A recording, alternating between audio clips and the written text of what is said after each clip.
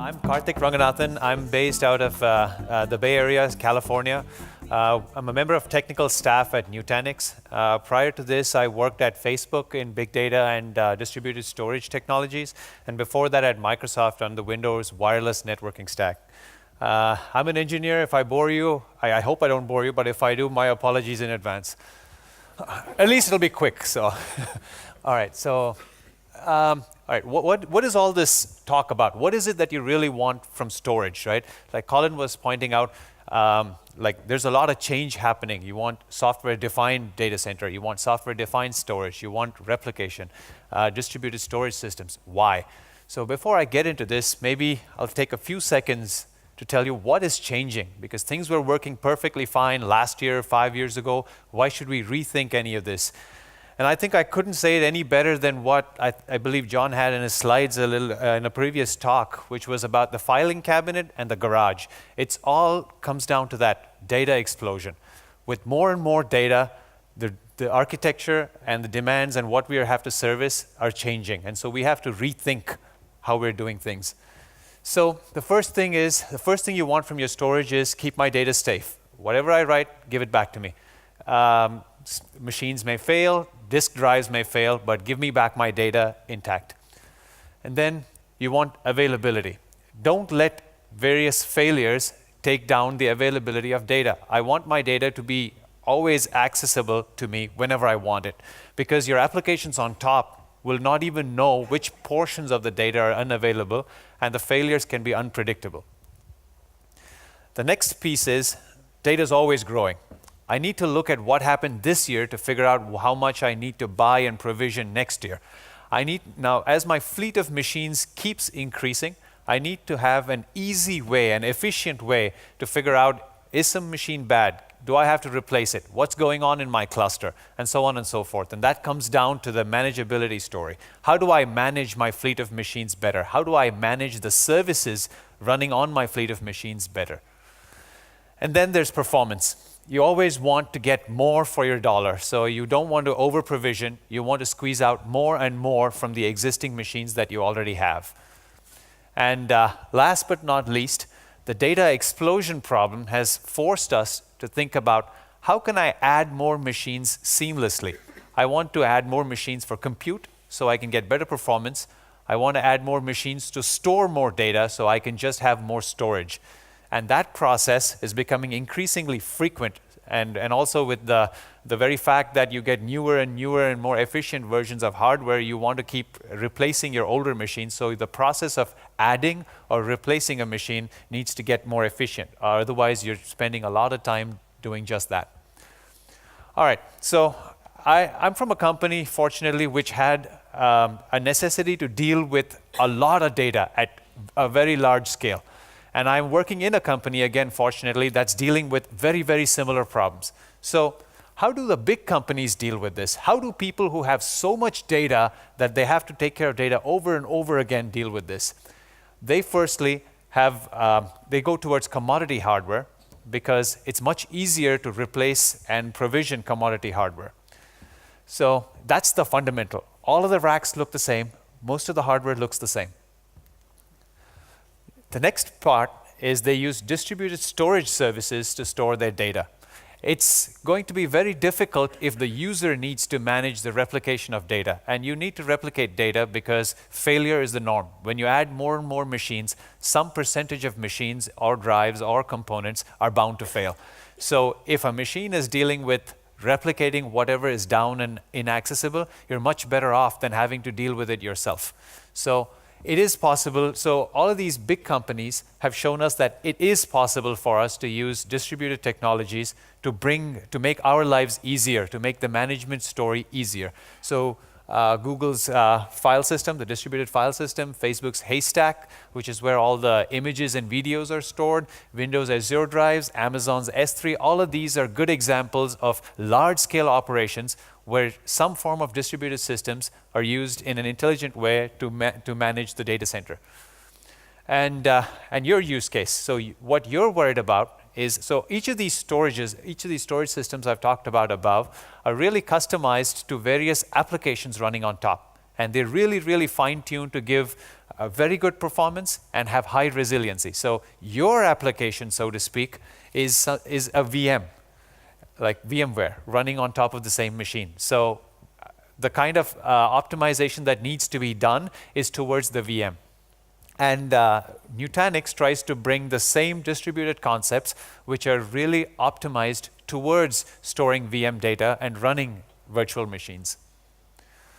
Okay, so what's really causing this shift to happen? What are the factors at play that are actually forcing this change?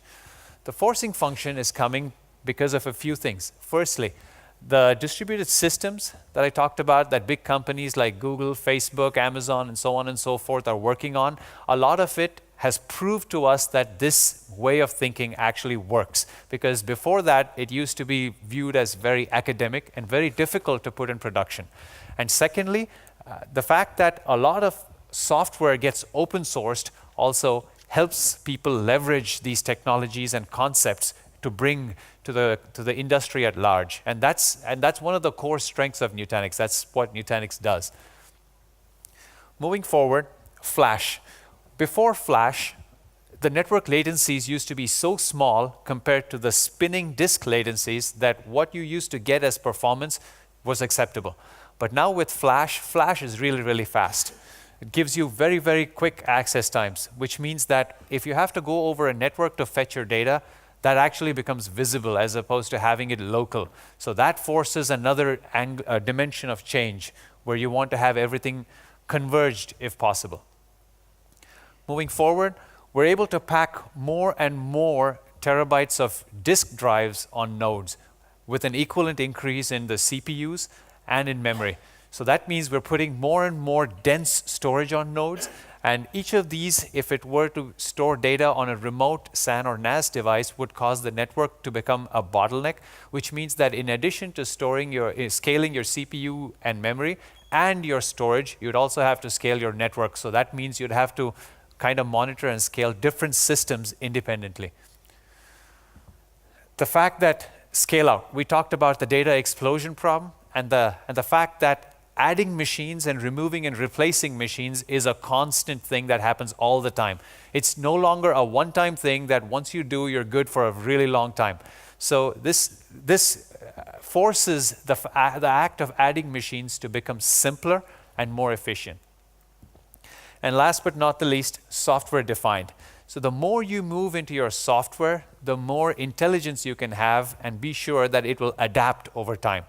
The more you push into your hardware, the more refresh cycles you would have to do on the hardware to bring the intelligence down to that layer. So hence all the talk about going software defined, especially when there's large amounts of data and a large fleet of machines to manage.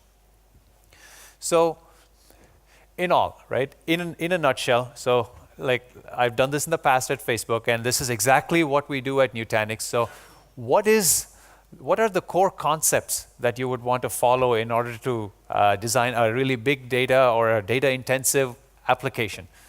So firstly, you'd want to use commodity hardware and make sure that your scale out strategy is more important and is given a bigger importance than your efficiency story. A single box efficiency is one thing, but I think a lot of people would gladly sacrifice a small percentage of that efficiency to make sure the set of machines are a lot more easier to manage. And that requires that the entire architecture be built around failures as opposed to giving up the story of what to do when a failure happens to the end user or an admin.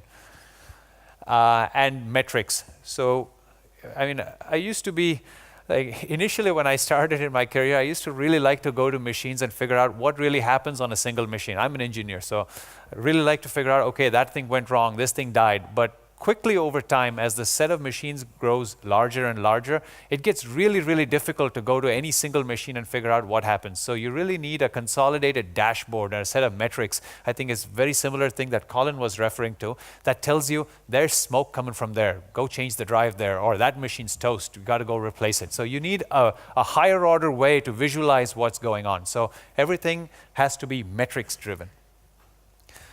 The next core theme is to design around failures. So if you have assumed that you have commodity hardware, anything will fail. Any process can die. There cannot be too many golden processes that you would have to ensure are up and running all the time. So that means that failure is the norm. Any process can be killed at any point, and the cluster that's running already would have to continue to function seamlessly. If we take that a bit further, we can say that for upgrading software, your rolling upgrades become the norm, so you don't take downtime just because you have to upgrade software. And taking that yet another level further, if you have even higher demands, like you have to survive an entire rack failure or an entire data center failure, you'd have to figure out ways the software would have to be able to adapt to give that sort of a guarantee to the end user. All right, health checks. So as your set of machines increases, monitoring becomes a challenge. You'd need an automated pipeline for and the system itself to figure out that a machine went down, put it in a blacklist, make sure that the rest of your cluster is healthy and running. Once a machine is deemed good, bring it back into the cluster, rate limit everything that goes out and comes in so as to not disrupt whatever else is going on. So that becomes another core theme. And last but not least, something we touched upon earlier, a single dashboard. So even as people supporting the service, it becomes really hard to go to 5 different places to figure out what went wrong. So as an end user, it becomes impossible to go to multiple places to figure out what goes wrong or what is happening in the cluster. So things like, are your applications putting more load on your system? Or are you running out of space because there's more and more data being stored? All of these things have to be bubbled up in the form of intelligent analytics and alerts to the end user. So that's that. And well, that's it. Yeah, you told me to be fast. I went really fast. But hey, if you guys have questions, feel free to talk to us. I'll be at the Nutanix booth. Yes. I'll be around. Like you will be around to talk about how you specifically implemented these principles in hardware, in your boxes. Absolutely. Before this slide, we will have Livian with a further addition. Thanks very much for the presentation. Absolutely. Sure, thank you.